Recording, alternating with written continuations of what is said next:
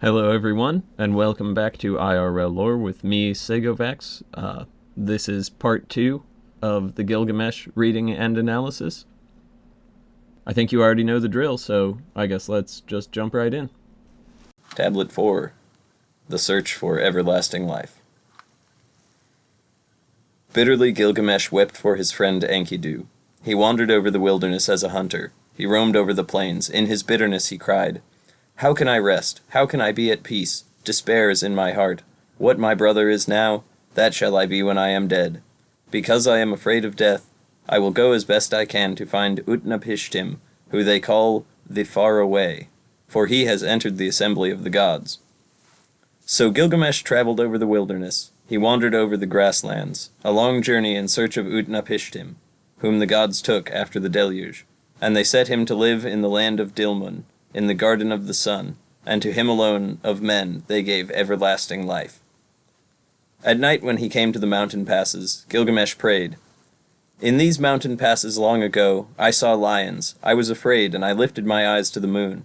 I prayed, and my prayers went up to the gods. So now, O moon god Sin, protect me." When he had prayed, he lay down to sleep, until he was woken from out of a dream. He saw the lions round him, glorying in life. Then he took his axe in hand, he drew his sword from his belt, and he fell upon them like an arrow from the string, and struck and destroyed and scattered them. So at length Gilgamesh came to Mashu, the great mountains about which he had heard many things, which guard the rising and the setting sun. Its twin peaks are as high as the wall of heaven, and its paps reach down to the underworld. At its gate the scorpions stand guard, half man and half dragon. Their glory is terrifying. Their stare strikes death into men. Their shimmering halo sweeps the mountains that guards the rising sun. When Gilgamesh saw them, he shielded his eyes for the length of a moment only. Then he took courage and approached. When they saw him so undismayed, the man-scorpion called to his mate, "This one who comes to us now is flesh of the gods." The mate of the man-scorpion answered, "2/3 is God, but 1/3 is man." Then he called to the man Gilgamesh. He called to the child of the gods, "Why have you come so great a journey? For what have you traveled so far, crossing the dangerous waters? Tell me the reason for your coming." Gilgamesh answered, "For Enkidu. I loved him dearly. Together we endured all kinds of hardships. On his account I have come, for the common lot of man has taken him. I have wept for him day and night. I would not give up his body for burial. I thought my friend would come back because of my weeping. Since he went, my life is nothing.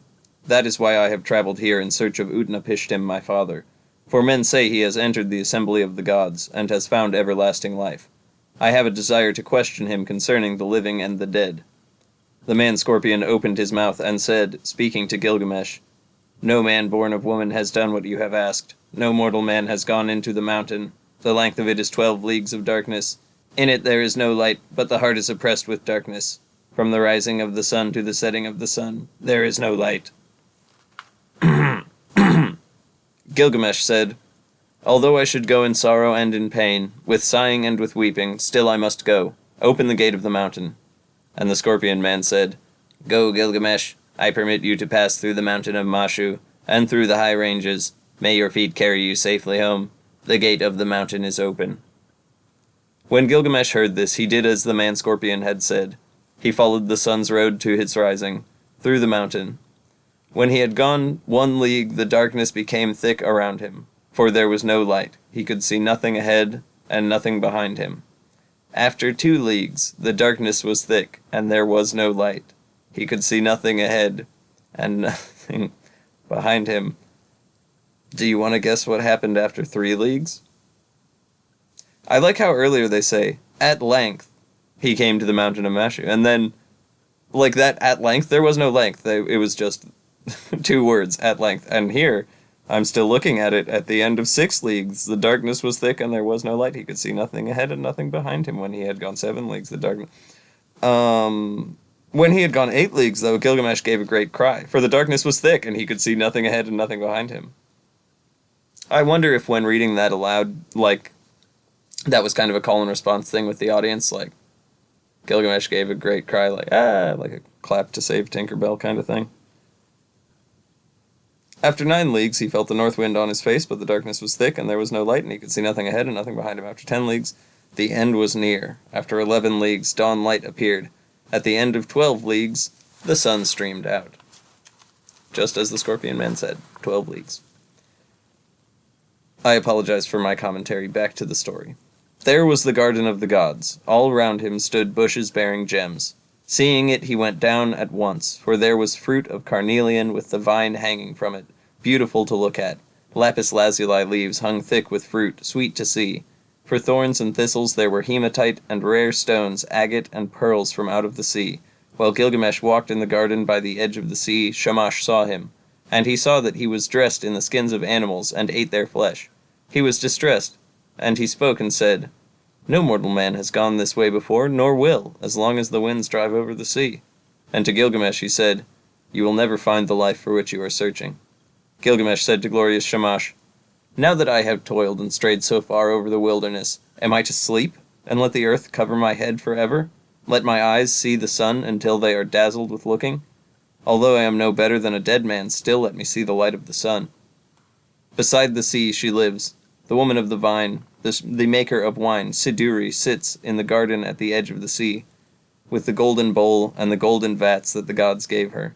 She is covered with a veil, and where she sits she sees Gilgamesh coming towards her, wearing skins, and the flesh of the gods in his body, but despair in his heart, and his face like the face of one who has made a long journey. She looked, and as she scanned the distance, she said in her own heart, "Surely this is some felon. Where is he going now?"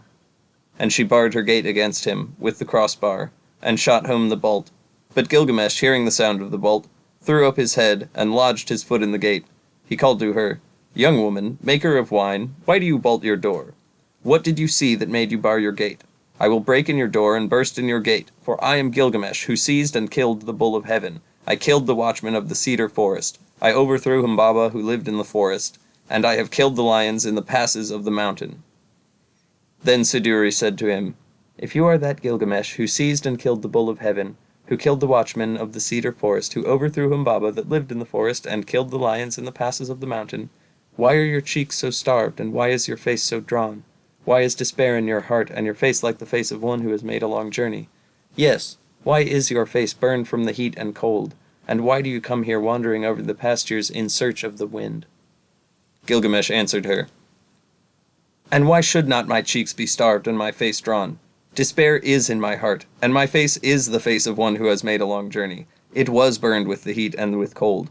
Why should I not wander over pastures in search of the wind? My friend, my younger brother, he who hunted the wild ass of the wilderness and the panther of the plains, my friend, my younger brother who seized and killed the bull of heaven, and overthrew Humbaba in the cedar forest, my friend, who was very dear to me and who endured dangers beside me. Enkidu, my brother, whom I loved. The end of mortality has overtaken him. I wept for him 7 days and nights till the worm fastened on him. Because of my brother I am afraid of death. Because of my brother I stray through the wilderness and cannot rest. But now, young woman, maker of wine, since I have seen your face, do not let me see the face of death which I dread so much." She answered, "Gilgamesh, where are you hurrying to? You will never find that life for which you are looking. When the gods created man, they allotted him death, but for life they retained in their own keeping. As for you, Gilgamesh, fill your belly with good things, day and night and day, dance and be merry, feast and rejoice. Let your clothes be fresh, bathe yourself in water, cherish the little child that holds your hand, and make your wife happy in your embrace, for this, too, is the lot of man." But Gilgamesh said to Siduri, the young woman, "How can I be silent? How can I rest, when Enkidu whom I love is dust, and I too shall die and be laid in the earth? You live by the seashore, and look into the heart of it. Young woman, tell me now, which is the way to Utnapishtim, the son of Ubaratutu? What directions are there for the passage? Give me, oh give me directions. I will cross the ocean if it is possible. If it is not, I will wander still farther in the wilderness." The winemaker said to him, "Gilgamesh, there is no crossing the ocean. Whoever has come since the days of old has not been able to pass that sea. The sun in his glory crosses the ocean, but who besides Shamash has ever crossed it? The place and the passage are difficult, and the waters of death are deep which flow between. Gilgamesh, how will you cross the ocean? When you come to the waters of death, what will you do? But Gilgamesh, down in the woods you will find Urshanabi, The ferryman of Utnapishtim. With him are the holy things, the things of stone. He is fashioning the serpent prow of the boat. Look at him well. And if it is possible, perhaps you will cross the waters with him. But if it is not possible, then you must go back. When Gilgamesh heard this, he was seized with anger. He took his axe in his hand, and his dagger from his belt. He crept forward, and he fell on them like a javelin. Then he went into the forest and sat down. Ur-Shanabi saw the dagger flash and heard the axe, and he beat his head, for Gilgamesh had shattered the tackle of the boat in his rage. Ur-Shanabi said to him, "Tell me, what is your name? I am Ur-Shanabi, the ferryman of Utnapishtim the far away." He replied to him, "Gilgamesh is my name. I am from Uruk, from the house of Anu." Then Ur-Shanabi said to him, "Why are your cheeks so starved and your face so drawn? Why is despair in your heart and your face like the face of one who has made a long journey? Yes, why is your face burned with the heat and with the cold? And why do you come here wandering over the pastures in search of the wind, partner?" Gilgamesh said to him, "It's the same spiel from before." Now this is like, I feel like, the filler episode of the anime. Yeah. So he attributes the slaying of the Bull of Heaven to Enkidu again. Explains that he's scared of death because of the death of Enkidu. Therefore, Ur-Shanabi, tell me which is the... Okay, yeah. "I am afraid of death. Therefore, Ur-Shanabi, tell me which is the road to Utnapishtim. If it is possible, I will cross the waters of death. If not, I will wander still farther through the wilderness." Ur-Shanabi said to him, "Gilgamesh, your own hands have prevented you from crossing the ocean. When you destroyed the tackle of the boat, you destroyed its safety." Then the two of them talked it over, and Gilgamesh said, "Why are you so angry with me, Ur-Shanabi? For you yourself cross the sea by day and night. At all seasons you cross it." "Gilgamesh, those things you destroyed, their property is to carry me over the water, to prevent the waters of death from touching me. It is for this reason that I preserved them, but you have destroyed them, and the Irmu snakes with them. But now go into the forest, Gilgamesh. With your axe, cut poles, 120, cut them 60 cubits long, paint them with bitumen, set them on ferules, and bring them back." When Gilgamesh heard this, he went into the forest. He cut poles 120. He cut them 60 cubits long. He painted them with bitumen. He set them on ferules, and he brought them to Ur-Shanabi. Then they boarded the boat, Gilgamesh and Ur-Shanabi together, launching it out on the waves of ocean. For 3 days they ran on it as it were a journey of a month and 15 days. And at last Ur-Shanabi brought the boat to the waters of death. Then Ur-Shanabi said to Gilgamesh, "Press on, take a pole and thrust it in, but do not let your hands touch the waters. Gilgamesh, take a second pole, take a third, take a fourth pole. Now Gilgamesh, take a fifth, take a yep, and keeps going to 12 poles. And after 120 thrusts, Gilgamesh had used the last pole. Then he stripped himself, and held up his arms for a mast, and his coverings for a sail. So Ur-Shanabi the ferryman brought Gilgamesh to Utnapishtim, whom they call the Far Away, who lives in Dilmun, at the place of the sun's transit, eastward of the mountain. To him alone of the men the gods had given everlasting life. Now Utnapishtim, where he lay at ease, looked into the distance, and he said in his heart, musing to himself, "Why does the boat sail here without tackle and mast? Why are the sacred stones destroyed, and why does the master not sail the boat? That man who comes is none of mine. Where I look I see a man whose body is covered with skins of beasts. Who is this who walks up the shore behind Ur-Shanabi? For surely he is no man of mine." So Utnapishtim looked at him and said, "What is your name, you who have come here wearing the skins of beasts, with your cheeks starved and your face drawn? Where are you hurrying to now? For what reason have you made this great journey, crossing the seas whose passage is difficult? Tell me the reason for your coming." He replied, "Gilgamesh is my name. I am from Uruk, from the house of Anu." Then Utnapishtim said to him, "If you are Gilgamesh, why are your cheeks so starved and your face drawn? Why is your heart... Why... it's the same formula again. Why is despair in your heart? Why is your face burned with heat and cold, and why?" It's just hard to do that voice as much as I think it's funny. Gilgamesh said to him, "Why should not my cheeks be starved and my face drawn? Despair is in my heart, and..." Yes, repeating the same formula again. Friend killed the Bull of Heaven, overthrew him, Baba. Wept for him for 7 days and nights, till the worm fastened on him. Because of my brother, I am afraid of death. Because of my brother, I stray through the wilderness. His fate lies heavy upon me. How can I be silent? How can I rest? He is dust, and I shall die also, and be laid in the earth forever. Again Gilgamesh said, speaking to Utnapishtim, It is to see Utnapishtim, whom we call the Far Away, that I have come this journey. For this I have wandered over the world. I have crossed many difficult ranges. I have crossed the seas. I have wearied myself with traveling. My joints are aching, and I have lost acquaintance with sleep, which is sweet. My clothes were worn out before I came to the house of Siduri. I have killed the bear and hyena, the lion and panther, the tiger, the stag, and the ibex, all sorts of wild game, and the small creatures of the pastures. I ate their flesh, and I wore their skins, and that was how I came to the gate of the young woman, the maker of wine, who barred her gate of pitch and bitumen against me. But from her I had news of the journey. So then I came to Urshanabi the ferryman, and with him I crossed over the waters of death. O Father Utnapishtim, you who have entered the assembly of the gods, I wish to question you concerning the living and the dead. How shall I find the life for which I am searching? Utnapishtim said, There is no permanence. Do we build a house to stand forever? Do we seal a contract to hold for all time?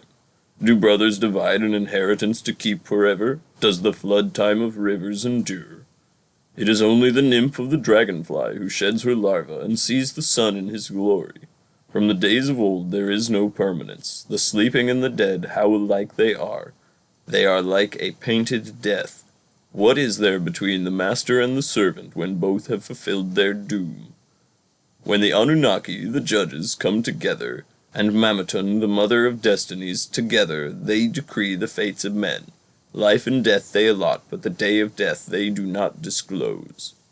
Then Gilgamesh said to Utnapishtim the Far Away, I look at you now, Utnapishtim, and your appearance is no different from mine. There is nothing strange in your features. I thought I should find you like a hero prepared for battle, but you lie here taking your ease on your back. Tell me truly, how was it that you came to enter the company of the gods and to possess everlasting life? Utnapishtim said to Gilgamesh, I will reveal to you a mystery. I will tell you a secret of the gods.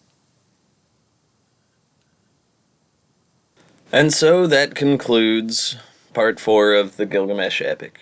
As I mentioned during the story, during the editorializing of mine during the story, I feel like this one is kind of filler-ish. Or maybe I only feel that way because it seems like this story is referencing all concepts I've elaborated on before, like the Scorpion Men are probably Galu demons, etc., and with the tale to come being simply a more in-depth personal account of something we've already covered, coverage that included this very account even, it all feels like review. It's kind of funny to see, like, Shamash, the dude, not the celestial body, hanging out in this Dilmun, land of the living, like Willy Wonka's indoor boat candy garden place, I kind of envision it as, being just a total Vaishnava dude, like, whoa, eating meat and wearing skins? How barbaric, bro. Cha. I make it sound like a joke, but actually it's probably kind of fitting. He seems like a good dude, and I imagine the appearance of Gilgamesh was well out of the realm of normalcy for an outer space dude like Shamash, or your typical visitor to Dilmun. And the fact that it ends on a cliffhanger, I don't know, I'm just not crazy about this tablet. I kind of feel like Gilgamesh suffers from what I'd call the Princess Mononoke problem, where the extremely powerful first half loses momentum when Ashitaka gets shot, and never really regains it, the ending being epic and deliberately, fittingly bittersweet, yet the pacing still feels somehow off to me. That's how I feel about the Epic of Gilgamesh. Maybe it does not entirely fail to pay off the incredible setup of the first half, but I do think it somewhat squanders what it had established, and the shift in tone after the death of Enkidu is noticeable right away. Maybe I should cut them some slack, considering this is the oldest sort of narrative of this nature and length yet known. They can't get everything right on the first try. Or maybe I'm just still bitter over losing sweet Enkidu. And maybe the reason this afflicts stories like Mononoke and Gilgamesh is simply a consequence of their setting. You can't start with gods and monsters and magic all being real in this maelstrom of sword and planet science fiction fantasy, and then expect to reliably be able to raise the stakes from there. Up next we hear the story of the deluge in Utnapishtim's own words.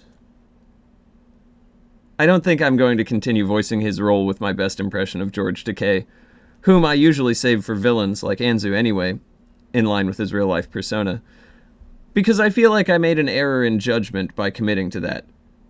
This next tablet is almost entirely just him speaking, and the entire reason I was doing different voices before was so you, dear listener, would have direct auditory reference points for who is speaking without needing to keep constant track of who I last said caused his mouth to open and spake thus about.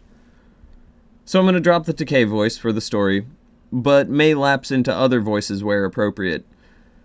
This next reading will complete the text, complete the epic, as Tablet 6 is not quite full length and 7 is quite brief, so I'll be reading through Tablets 5, 6, and 7, all through together, with my editorializing at the end. Let's roll. Tablet 5, The Story of the Flood. You know the city Shurapak. It stands on the banks of Euphrates. That city grew old, and the gods that were in it were old. There was Anu, lord of the firmament, their father, and warrior Enlil their counselor, Ninurta the helper, and Ennugi the watcher over canals. And with them was also Ea. In those days the world teemed, the people multiplied. The world bellowed like a wild bull, and the great god was aroused by the clamor. Enlil heard the clamor and said to the gods in council, "The uproar of mankind is intolerable, and sleep is no longer possible by reason of the babel." So the gods agreed to exterminate mankind. Enlil did this, but Ea, because of his oath, warned me in a dream. He whispered the words to my house of reeds. Reed house, wall, O wall, hearken. Reed house, wall, reflect, O man of Shurapak, son of Ubara Tutu. Tear down your house and build a boat. Abandon possessions and look for life. Despise worldly goods and save your soul alive. Tear down your house, I say, and build a boat. These are the measurements of the bark as you shall build her. Let her beam equal her length. Let her deck be roofed over like the vault that covers the abyss, and take up into the boat the seed of all living creatures. When I understood, I said to my lord, Behold, what you have commanded I will honor and perform, but how shall I answer the people of the city, the elders? Then Ea opened his mouth and said to me, his servant, Tell them this. I have learnt that Enlil is wrathful against me, and I dare no longer walk in his land, nor live in his city. I will go down to the gulf to dwell with Ea my lord. But on you he will rain down abundance, rare fish and shy wild fowl, a rich harvest tide in the evening. The rider of the storm will bring you wheat in torrents. In the first light of dawn all my household gathered round me. The children brought pitch, and the men whatever was necessary. On the 5th day I laid the keel and the ribs. Then I made fast the planking. The ground space was 1 acre. Each side of the deck measured 120 cubits, making a square.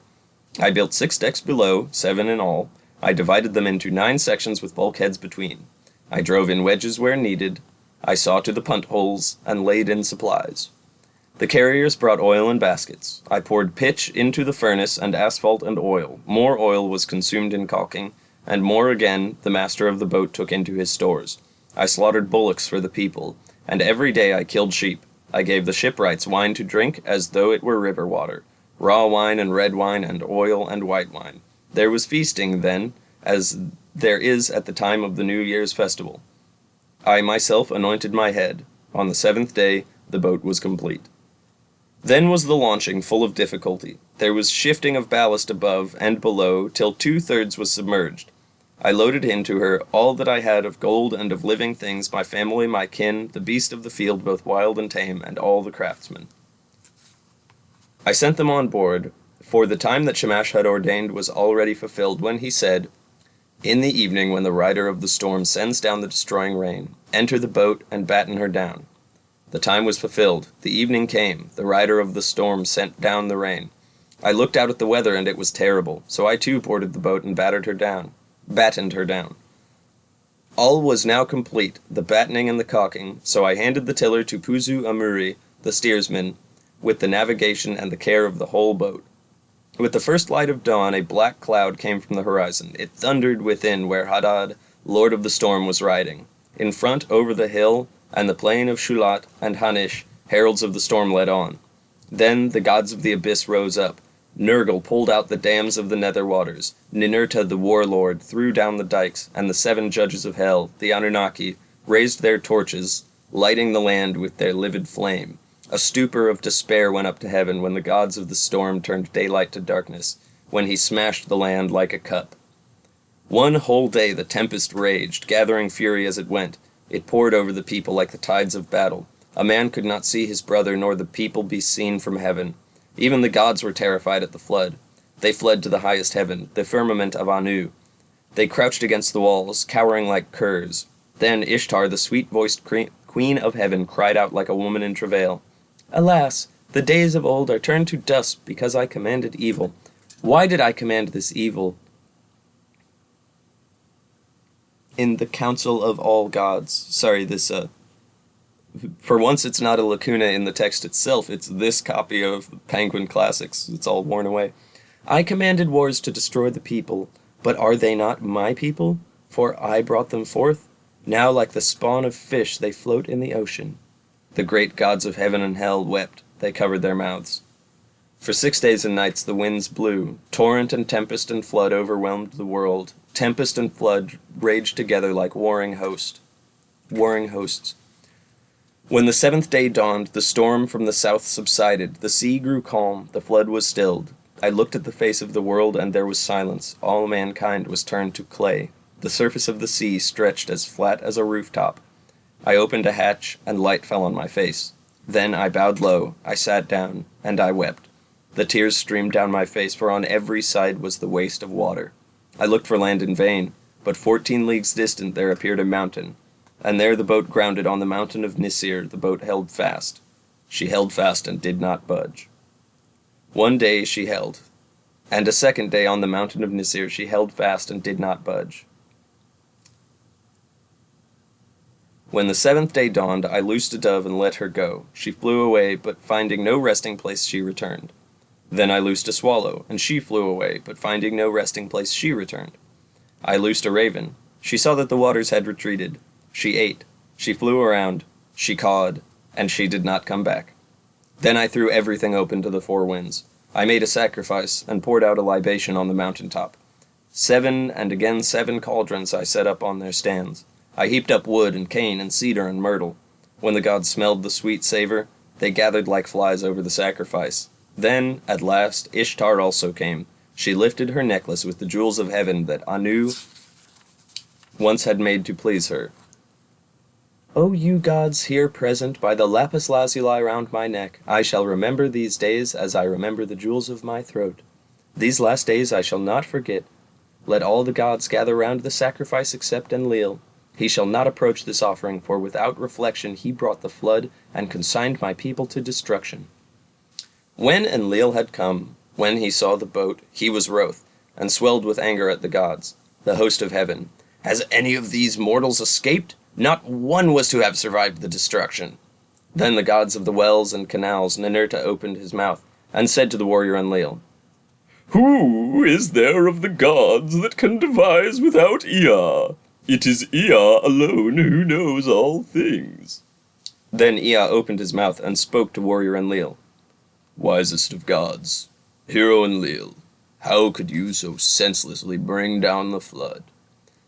Lay upon the sinner his sin, lay upon the transgressor his transgression. Punish him a little when he breaks loose, do not drive him too hard or he perishes. Would that a lion had ravaged mankind rather than the flood. Would that a wolf had ravaged mankind rather than the flood. Would that a famine had wasted the world rather than the flood. Would that a pestilence had wasted mankind rather than the flood. It was not I that revealed the secret of the gods. The wise man learned it in a dream. Now take your counsel what shall be done with him. Then Enlil went up into the boat. He took me by the hand and my wife, and made us enter the boat and kneel down on either side. He, standing between us, he touched our foreheads to bless us, saying, In time past Utnapishtim was a mortal man. Henceforth he and his wife shall live in the distance at the mouth of the rivers. Thus it was that the gods took me and placed me here to live in the distance at the mouth of the rivers. Chapter 6 The Return. Utnapishtim said, As for you, Gilgamesh, Who will assemble the gods for your sake, so that you may find the life for which you are searching? But, if you wish, come and put it to the test. Only prevail against sleep for 6 days and 7 nights. But while Gilgamesh sat there resting on his haunches, a mist of sleep, like soft wool teased from the fleece, drifted over him. And Utnapishtim says to his wife, Look at him now, the strong man who would have everlasting life. Even now the mists of sleep are drifting over him. His wife replied, Touch the man to wake him, so that he may return to his own land in peace, going back through the gate by which he came. Utnapishtim said to his wife, All men are deceivers. Even you he will attempt to deceive. Therefore bake loaves of bread, each day 1 loaf, and put it beside his head, and make a mark on the wall to number the days he has slept. So she baked loaves of bread, each day 1 loaf, and put it beside his head, and she marked on the wall the days that he slept, and there came a day when the first loaf was hard, the second loaf was like leather, the third was soggy, the crust of the fourth had mold, and the fifth was mildewed, the sixth and the seventh was still on the embers. Then Utnapishtim touched him and he woke. Gilgamesh said to Utnapishtim the faraway, I hardly slept when you touched and roused me. But Utnapishtim said, Count these loaves of bread, and learn how many days you slept. For your first is hard, your second is like leather, your third is soggy, the crust of your fourth has mold, your fifth is mildewed, your sixth is fresh, and your seventh was still over the glowing embers when I touched and woke you. Gilgamesh said, What shall I do, O Utnapishtim? Where shall I go? Already the thief in the night has hold of my limbs, death inhabits my room. Wherever my foot rests, there I find death. Then Utnapishtim spoke to Ushanabi the ferryman. Woe to you, Ushanabi! Now and forevermore you have become hateful to this harborage. It is not for you, nor for you are the crossings of this sea. Go now, banished from the shore. But this man before whom you walked, bringing him here, whose body is covered with foulness, and the grace of whose limbs has been spoiled by wild skins, take him to the washing place. There he shall wash his long hair clean as snow in the water.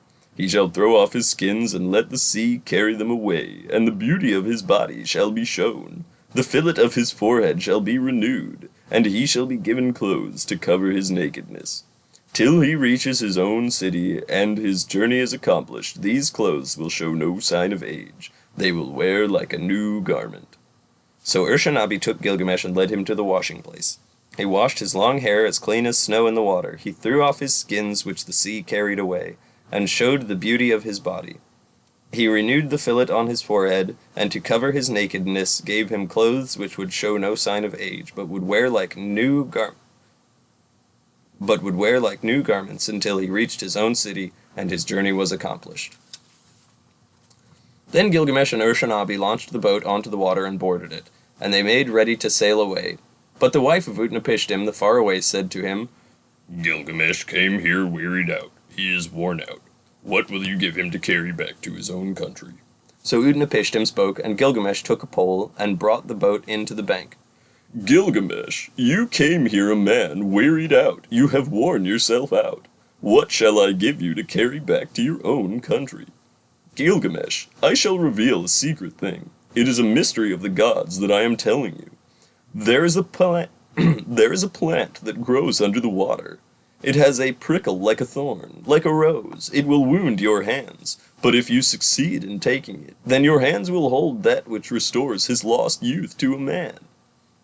When Gilgamesh heard this, he opened the sluices so that sweet water current might carry him out to the deepest channel. He tied heavy stones to his feet, and they dragged him down to the water bed. There he saw the plant growing. Although it pricked him, he took it in his hands. Then he cut the heavy stones from his feet, and the sea carried him and threw him onto the shore. Gilgamesh said to Urshanabi the ferryman, Come here and see this marvelous plant. By its virtue a man may win back all his former strength. I will take it to Uruk of the strong walls. There I will give it to the old men to eat. Its name shall be, The Old Men Are Young Again. And at last I shall eat it myself and have back all my lost youth. So Gilgamesh returned by the gate through which he had come, Gilgamesh and Urshanabi together. They traveled their 20 leagues and then broke their fast. After 30 leagues they stopped for the night. Gilgamesh saw a well of cool water, and he went down and bathed. But deep in the pool there was lying a serpent. and the serpent sensed the sweetness of the flower. It rose out of the water and snatched it away, and immediately it sloughed its skin and returned to the well. Then Gilgamesh sat down and wept. The tears ran down his face, and he took the hand of Urshanabi. O Urshanabi, was it for this that I toiled with my hands? Is it for this I have wrung out my heart's blood? For myself I have gained nothing. Not I, but the beast of the earth has joy of it now. Already the stream has carried it 20 leagues back to the channels where I found it. I found a sign, and now I have lost it. Let us leave the boat on the bank and go. After 20 leagues they broke their fast. After 30 leagues they stopped for the night. In 3 days they had walked as much as a journey of a month and 15 days. When the journey was accomplished, they arrived at Uruk, the strong-walled city. Gilgamesh spoke to him, to Urshanabi the ferryman. Urshanabi, climb up to the wall of Uruk, inspect its foundation terrace, and examine well the brickwork. See if it is not burnt bricks, and did not the 7 wise men lay these foundations? 1/3 of the whole is city, 1/3 is garden, and 1/3 is field, with the precinct of the goddess Ishtar.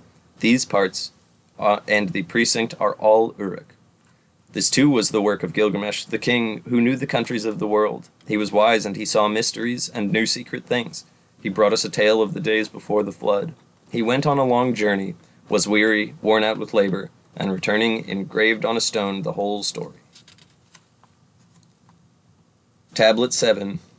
The Death of Gilgamesh. The destiny was fulfilled which the father of the gods, Enlil of the mountain, had decreed for Gilgamesh. In the nether earth the darkness will show him a light. Of mankind, all that are known, none will leave a moment for generations to come to compare with his. The heroes, the wise men, like the new moon, have their waxing and waning. Men will say, who has ever ruled with might and power like him? As in the dark month, the month of shadows, so without him there is no light. O Gilgamesh, this was the meaning of your dream. You were given the kingship, such was your destiny. Everlasting life was not your destiny. Because of this, do not be sad at heart. Do not be grieved or oppressed. He has given you power to bind and to loose, and to be the darkness and the light of mankind. He has given unexampled supremacy over the people, victory in battle from which no fugitive returns, in forays and assaults from which there is no going back. But do not abuse this power. Deal justly with your servants in the palace, and justly before the face of the sun. The king has laid himself down, and will not rise again. The Lord of Kulab will not rise again. He overcame evil. He will not come again. Though he was strong of arm, he will not rise again. He had wisdom and a comely face. He will not come again. He has gone into the mountains. He will not come again. On the bed of fate he lies. He will not rise again. From the couch of many colors, he will not come again. The people of the city, great and small, are not silent. They lift up the lament. All men of flesh and blood lift up the lament. Fate has spoken. Like a hooked fish he lies stretched on the bed, like a gazelle that is caught in a noose. Inhuman Namtar is heavy upon him, Namtar that has neither hand nor foot, that drinks no water and eats no meat. For Gilgamesh, son of Ninsun, they weighed out their offerings. His dear wife, his son, his concubine, his musicians, his jester, and all his household. His servants, his stewards, and all who lived in the palace weighed out their offerings for Gilgamesh, the son of Ninsun, the heart of Uruk. They weighed out their offerings to Ereshkigal, the queen of death, and to all the gods of the dead. To Namtar, who is fate, they weighed out the offering. Bread for Neti, the keeper of the gate. Bread for Ningizida, the god of the serpent, the lord of the tree of life. For Dumuzi also, the young shepherd. For Enki, and Ninki, and Endukuga, and Nindukuga, and Enmul, and Ninmul, all the ancestral gods, forebears of Enlil. A feast for Shulpe, the god of feasting. For Samquan, the god of herds. For the mother Ninhursag, and the gods of creation in the place of creation. For the hosts of heaven, priest and priestess weighed out the offering of the dead. Gilgamesh, the son of Ninsun, lies in the tomb. At the place of offering, he weighed the bread offering. At the place of libation, he poured out the wine. In those days the Lord Gilgamesh departed, the son of Ninsun, the king, peerless, without equal among men, who did not neglect Enlil his master. O Gilgamesh, Lord of Kulab, great is thy praise. The end. So a bit more insight is added onto what we already know of previous events by this text. Consider that the flood may have, just happened for them. For the lofty ones, I mean. It may be thousands of years and countless generations ago to us mortals, but relative to the lofty one's timescale, it could be more like 6 months ago. And how this may relate to Enlil earlier admonishing Shamash for, quote, going about as one of them, seems obvious, and it seems like it's probably about as close as I'm gonna get to confirmation of the gods, quote, going native problems. I think the ideological allegiances are roughly thus. Inanna, Dumuzi, maybe Ningish-Zida all love mortals, often physically. Others, like Enki and Shamash, are quite partial to humanity, for one reason or another, but less carnally motivated than the previous group, more like a father's love, and are frequently willing to use influence and subterfuge rather than naked force to achieve their goals. Marduk perhaps taking that tendency of his father's to a fault. And finally, others are like Enlil, Ninurta, maybe Nergal, who all have hammers, and thus every problem coincidentally looks like a nail to them. Utnapishtim's account also seems to reinforce my impression that the deluge was a natural disaster, not some punishment deliberately called down with Enlil's magic to wipe the slate clean. It was something the gods knew of and had to themselves flee from, which Enlil took as a handy opportunity to undo several billion mistakes.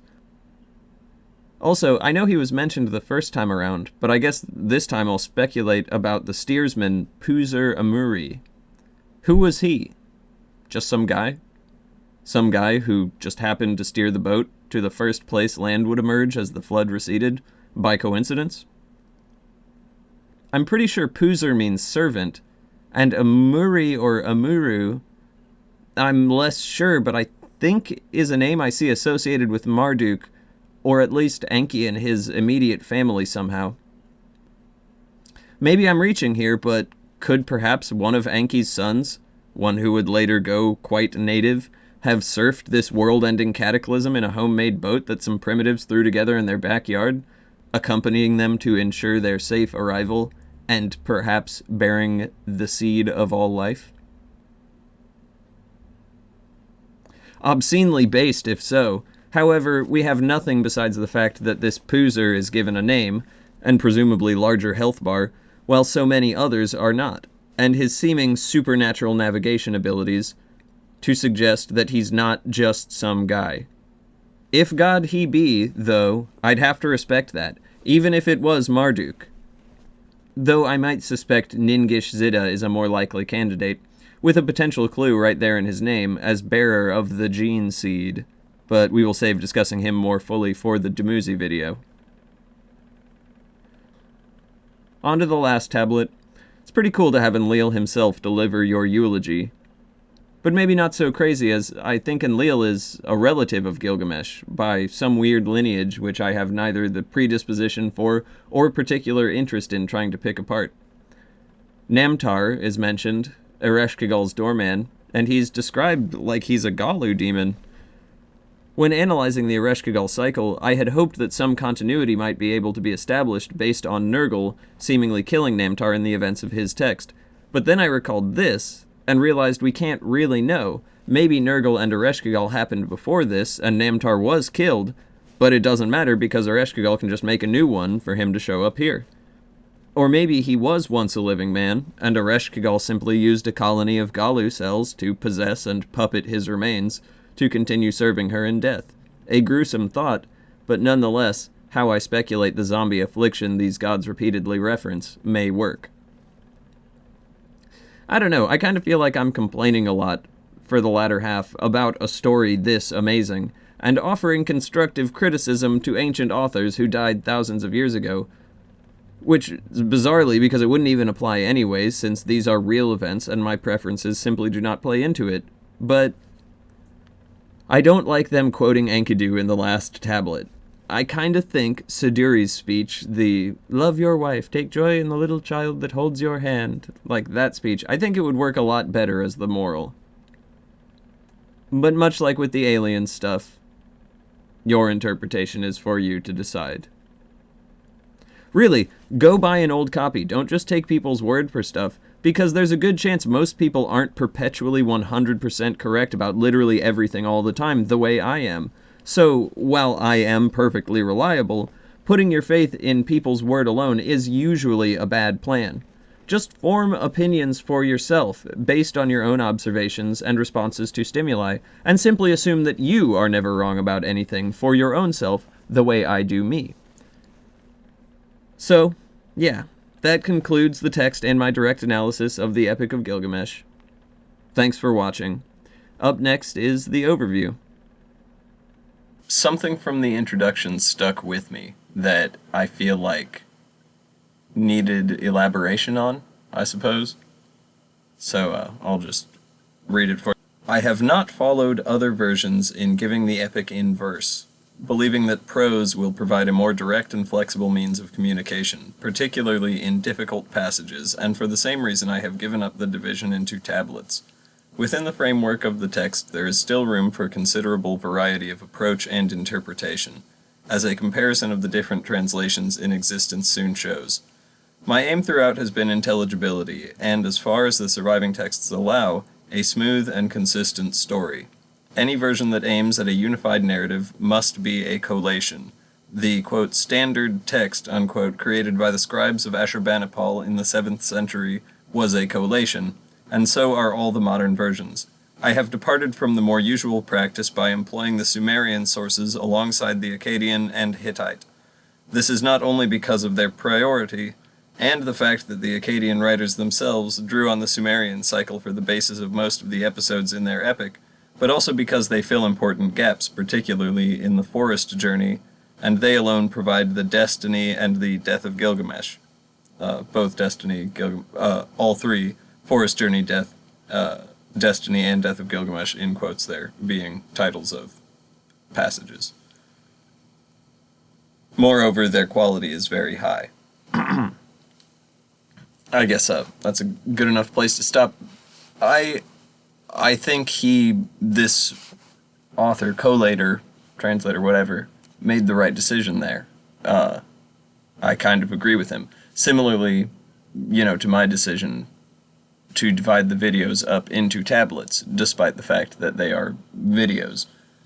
It's basically the same story, just, depends on how it's told and with my weird interpretations tacked on to the end. And so, given that, I thought it would behoove me to show y'all all the relevant passages from these passages from cuneiform parallels to the Old Testament. Just remove all the poeticization. It's funny because he takes it out of verse, but you know what I mean, just provide you the literal source material evidence, not dressed up at all, so that you can form your own decision for yourself. Okay, here we go. The epic consisted originally of 12 large tablets, every one of which had 3 columns of writing on both obverse and reverse. Many of these have come to us in sadly broken condition, and some of only fragments remain.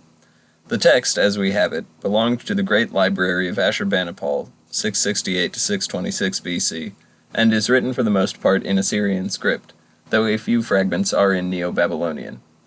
The name of the poet who produced this version is Sin-Liki-Unini, but there are numerous allusions on the tablet to their having been copied from older originals, and 2 such have been preserved, which were written during the First Babylonian dynasty, circa 2000 BC. The poem contains the stories of the great deeds and wonderful adventures of Gilgamesh, the ruler of Uruk, an historical personage originally to whose illustrious name these clouds of myth and legend have been attached. The episode of the deluge is here given in full, but in order that its relationship to the whole epic may be understood, a synopsis of the epic, with illustrative extracts, is given first. First tablet. Who saw everything, lacuna, of the land, who, lacuna, learned to know, understood everything. Lacuna, altogether, lacuna. The mysteries of wisdom, everything, lacuna. The mysterious he saw, the concealed he looked upon. Tidings of the time before the deluge did he bring. A far journey did he make, wearying himself and Lacuna, and upon a stone tablet did write all sufferings. He built the wall of peace-loving Uruk. After a break comes the striking line, itself broken, but restored from another passage. 2/3 of him is God, 1/3 of him is man. The tablet then goes on to narrate how he drove the people of Uruk to such heavy labors upon the city walls that they at length appealed to the gods for deliverance from their bondage. The gods hearkened to their plaint, and beseeched the goddess Aruru, who had created Gilgamesh, to create a rival for him, that he might draw the attention of the tyrant to other things. Column 2. When Aruru heard this, she made in her heart a man after the likeness of Anu.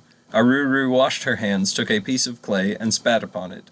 Enkidu she created, the hero, a lofty offering, a ruler of Ninib.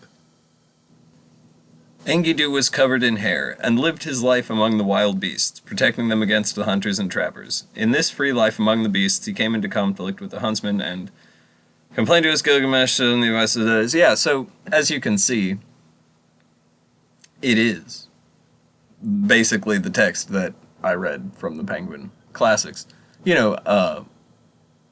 Some liberties have been taken with it, they just brought it up into the 90s a little bit. I think it's perfectly acceptable. And I also think it's perfectly acceptable when Sitchin does that with, the Book of Anki. But, of course, Sorry, I'm getting off topic. Tablet 2. The beginning of the second tablet is so badly broken that 50 lines are wanting. From the fragments that remain, we learn that Enkidu, enticed by the lure of the wilderness, had left Gilgamesh and returned to his friendly beasts, among whom he lamented the enticements of the harlot, which had taken him away to the city. But the sun god Shamash cried to him out of heaven that she had rather brought him only to divine food and royal drink and festival garb. Moved by the words of the god, Enkidu returned to Uruk, where a terrible dream came to him, and is related to Gilgamesh.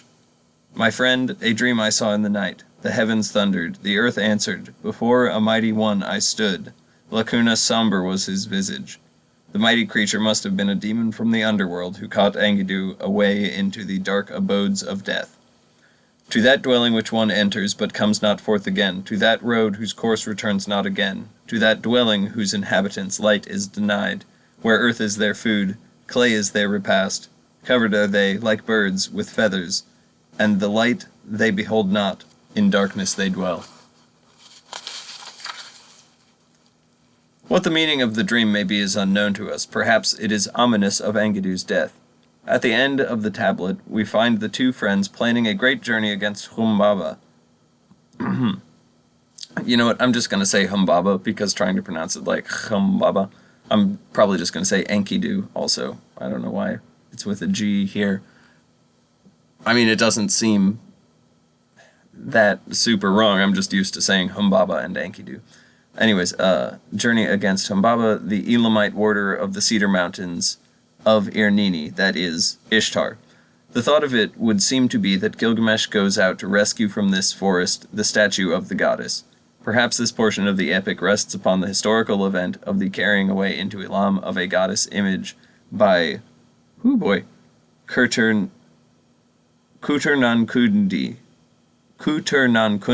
which Ashurbanipal says occurred 1635 years before his time.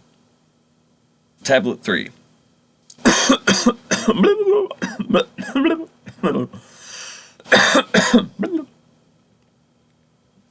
Tablet 3. Gilgamesh opened his mouth and spoke.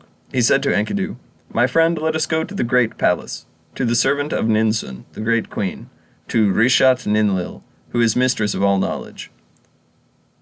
Gilgamesh then introduces his mother to make an offering to Shamash, doubtless to secure his favor upon the great undertaking, and perhaps also to secure an oracle concerning its success.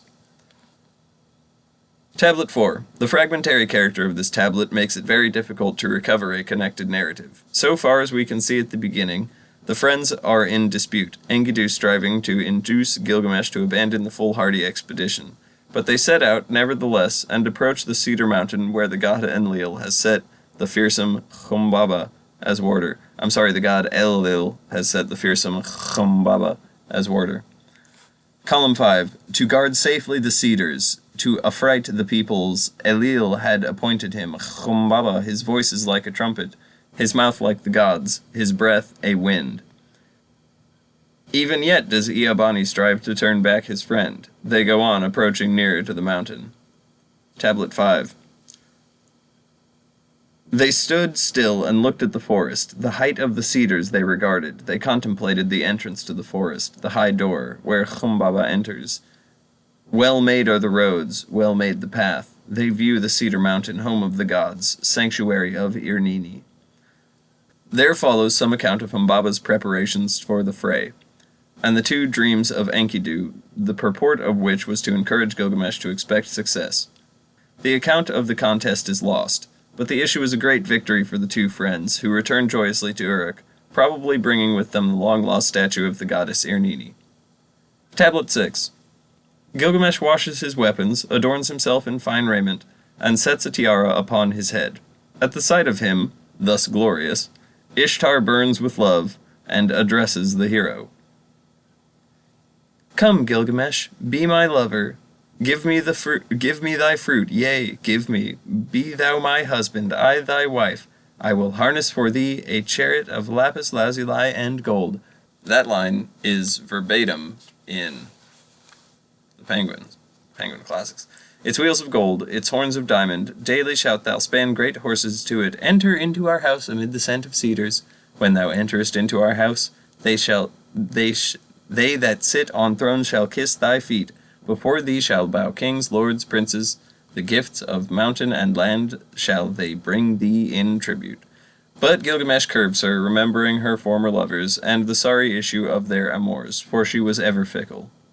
Which of thy lovers hast thou always loved? I think I can kind of skip this. This is basically just straight up what happens in the Penguin Classic. It's there on the screen.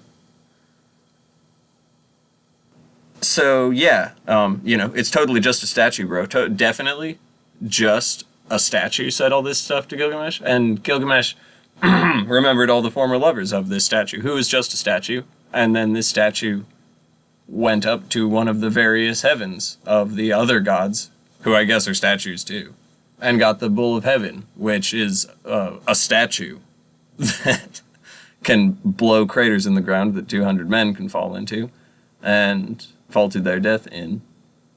And yeah, so after all that, I mean, just, I guess really boring, because they're all statues. After that, drama unfolds. They held a high festival in the palace, but on that very night, Eabani, I don't know why they're calling Enkidu Eabani now, is visited again with an ominous and disturbing dream. Tablet 7. Enkidu tells his dream to Gilgamesh. So much seems certain to remain of the seventh tablet, all else being uncertain. It seems probable, as Jensen suggests, that Gilgamesh should then interpret the dream. It seems also probable that a very fragmentary account of Enkidu's severe illness may belong to this tablet, though Jensen does not agree to this. Fucking Jensen. The matter must be left in uncertainty. No, there's nothing uncertain about it. Clearly the Bull of Heaven is some kind of outer space combat vehicle, and you'll notice that it describes Enkidu as doubling over at one point when dealing, when in combat with the bull. And I think he was, severely irradiated or something. Alright, 8th tablet. Enkidu dies, though whether his death was due to disease or due to the smiting of the curses of Ishtar is unknown. No, it's obvious. I just said, as ancient astronaut theorists have confirmed, he died from Gugalana-related radiation poisoning. Trust the experts. At first, Gilgamesh thinks his friend is merely asleep. Oh god, I can't read this. Enkidu, my young friend, thou tiger of the desert. Why do I have to read through this again? This is just... After everything possible we, Lacuna, and the mountain have climbed, have taken and slain heaven's bull, have slain Humbaba who dwelt in the cedar forest. Now, what is this sleep that has seized thee? Somber art thou, and thou hearkenest not to me. But he lifted not his eyes. He, Gilgamesh, touched his heart. It beat no more. Then he draped his friend like a bride, Lacuna. as a lion which cries lacuna, as a lioness deprived of her whelps, lacuna. He turned away, lacuna. Then he flies away into the wilderness, crazed with grief. No judgments here, man. Gilgamesh wanders in the desert, apparently the vast wastes between Arabia and Syria. So say the Jensen. Alright, Gilgamesh, for Enkidu, his friend, wept bitterly, and wandered through the desert. Shall not I also die like Enkidu? Sorrow has come within my vitals. I fear death, therefore do I wander in the desert. In this mood, he feels how sad it is that no friendly herb grows with sovereign powers against death. So far as he knows, only one of his forefathers, Ut-Napishtim, son of Ubara-Tutu, has escaped death, and is living far away beyond the western seas. To the power of Ut-Napishtim, son of Ubara-Tutu, I take my way. I shall go quickly. To the defiles of the mountain, I shall come by night. If I see lions in fear, I shall lift my head and invoke sin.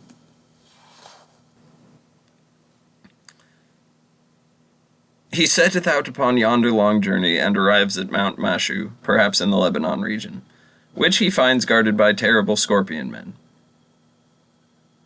whose mien, M-I-E-N, I've never seen that word before, and I kind of pride myself on having a big swing in vocabulary. Okay, whose mien is horrible and deadly. For some reason, they receive him kindly, though cautioning him of the dangers of his road. It's actually explicitly stated in the text why they receive him kindly, and it is because they can see he is one-third God. It is specifically because of his divine origin. There is probably something to do with restricted access for a certain kind of people. For 12 double hours he wanders in darkness, and then sees the light of the sun once more. There, under the light, he finds himself in a beautiful garden by the seaside. Tablet 10. There on a throne sits Sadiri Sabitu, who, when she sees the unkempt Gilgamesh, is filled with terror and locks her doors. He threatens to break them down, and is admitted, because that always works. To her questions, he tells her the story of Enkidu's death, and all his troubles and sorrows since. From her, he begs tidings of the way to reach Ut-Napishtim, but receives a disappointing answer. Column 2. Sabitu said to him, to Gilgamesh, There hath never been a passage thither, and none from the days of old hath crossed that sea. Only the hero Shamash hath crossed that sea, but except for him, who shall pass it? The crossing is difficult, painful the way, and deep are the waters of death, which lie before it, hindering. Perhaps Urshanabi, read also as Kalab-Ia and Amel-Ia, the sailor of Ut-Napishtim, who is just now nearby, may help him. When appealed to, he consents, and entering the ship they cross in 3 days the sea which, under other circumstances, had cost a month and a half of journeying. This journey must have been the length of the Mediterranean, and the waters of death, which then lie before them, are doubtless the wild Atlantic itself. Then the journey becomes more dangerous, but at last they approach the coast, where Ut-Napishtim stands, wondering to see a passenger brought to his realm. When greetings are over, Gilgamesh asks him how he had attained endless life, and in reply receives the splendid story of the flood from the lips of the great hero who had survived its terrors. Gilgamesh said to him, to Ut-Napishtim the faraway, I consider thee, O Ut-Napishtim. Thy appearance is not changed. Thou art like me. Thou art not different, even as I am thou art. Thy heart is in perfect state to make combat. Thou dost lie down upon thy side, and upon thy back. Tell me, how hast thou been exalted, and amid the assembly of the gods hast found life? Once again, that is almost verbatim what it says in the Penguin. Penguin Classics version, only without the these and thous and begats and hasts.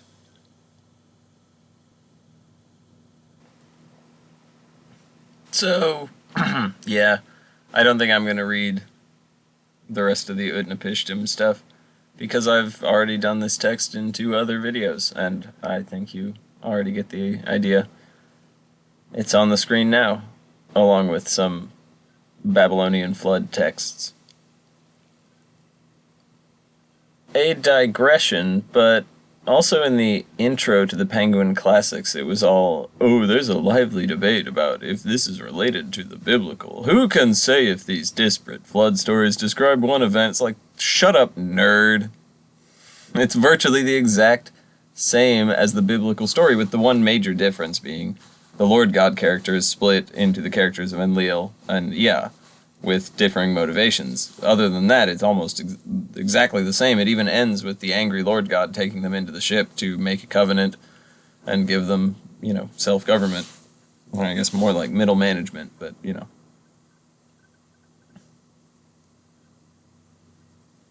So yeah, I think I've made my point.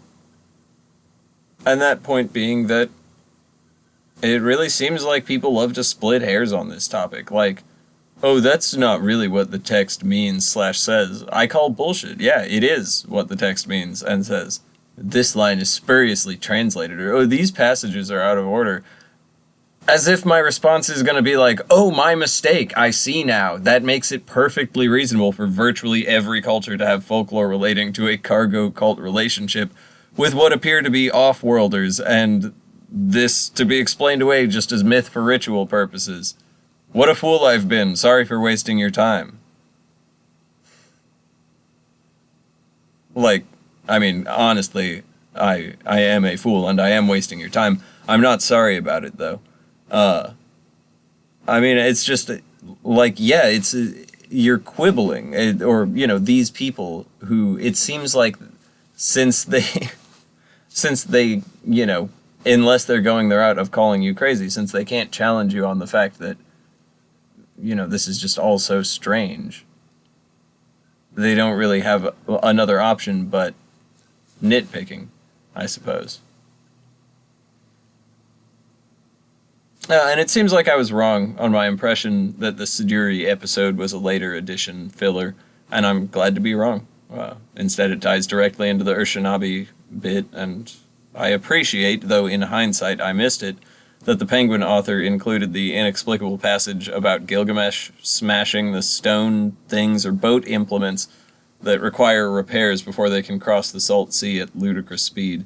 That sounds exactly like an example of the sort of telephone game of history trying to describe something insane, and I'm disappointed in myself, frankly, for missing it. And with that, we have reached the final conclusion of my reading and analysis of the Epic of Gilgamesh. Thank you all for watching. In next month's video, we are about to embark on the last leg of our journey, relating the tragic events that would bring about the end of this magical epoch. Thank you all for watching. Remember to like, comment, subscribe, and share, and support me over on Patreon, and tell a friend, and yeah, peace.